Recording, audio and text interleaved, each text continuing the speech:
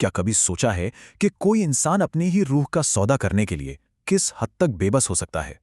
आज हम एक ऐसी ही कहानी की गहराइयों में उतरेंगे। ये एक ऐसी दास्तां है जो हमें निराशा, लालच और अपनी ख्वाहिशों के लिए चुकाए जाने वाली एक भयानक कीमत की याद दिलाएगी। ये एक बहुत पुरानी कहावत है ना? लेकिन इस कहानी में ये सिर्फ एक कहावत नहीं, बल्कि एक खौफनाक हकीकत बन जाती है। हर सपने की, हर कामयाबी की एक कीमत होती है, पर असल सवाल तो ये है कि क्या हम उसे चुकाने के लिए तैयार हैं? तो चलिए कहानी के सेंटर में चलते हैं और मिलते हैं हमारे मेन कैरेक्टर आरव से। आरव एक ऐसा नौजवान है जो जिंदगी के अंधेरों में इस कदर खो चुका है कि उसे अब उम्मीद की कोई किरण भी दिखाई नहीं देती। आरव की दुनिया आप समझिए कि ढह रही है। वो लाखों के कर्ज के बोझ तले दबा हुआ है, नौकरी है नहीं और जिन दोस्तों पर उसे भरोसा था उन्होंने भी उसे अकेला छोड़ दिया है। उसकी जिंदगी एक टूटे हुए शीशे की तरह बिखर चुकी है और यही टूटन उसे एक ऐसे रास्ते पर ले जाएगी जहां से शायद कोई वापसी नहीं है। कहते हैं ना, जब लगता है कि सब कुछ खत्म हो गया है, तभी जिंदगी एक बहुत ही अप्रत्याशित मोड़ लेती है। आरव के लिए ये मोड़ एक भिखारी के रूप में आता है, एक ऐसी मुलाकात जो उसकी किस्मत को हमेशा हमेशा के लिए बदलने वाली थी। भिखारी के ये शब्द आरव के मन में एक खतरनाक बीज बो देते हैं। ये सिर्फ एक वाक्य नहीं था, ये एक इशारा था, एक प्रस्ताव था, एक ऐसा लालच जो उसे एक बहुत ही अंधेरे रास्ते की तरफ खींच रहा था। और फिर एक ही पल में सब कुछ बदल जाता है।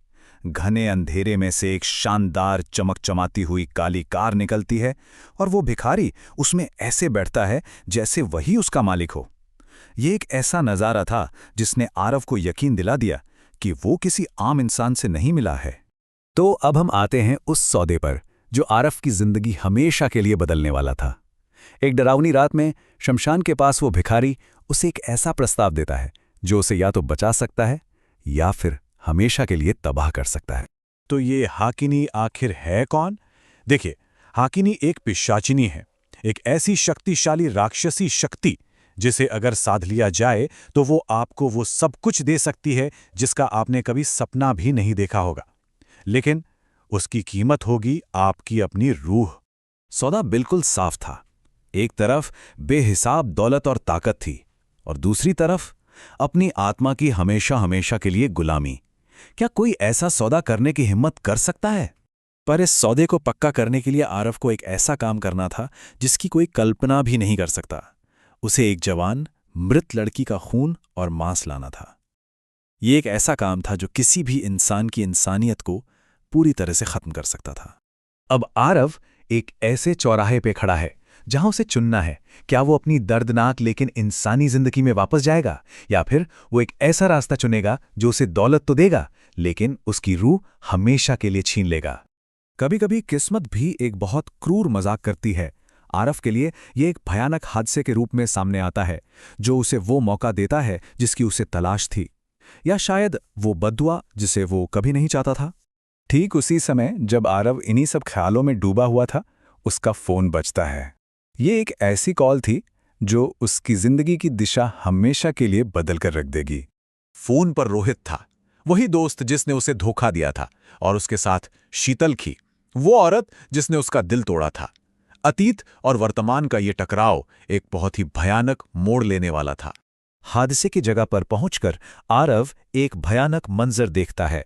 शीतल मर चुकी थी, लेकिन दुख के बजाय आरव के मन में एक ठंडा, खौफनाक ख्याल आता है।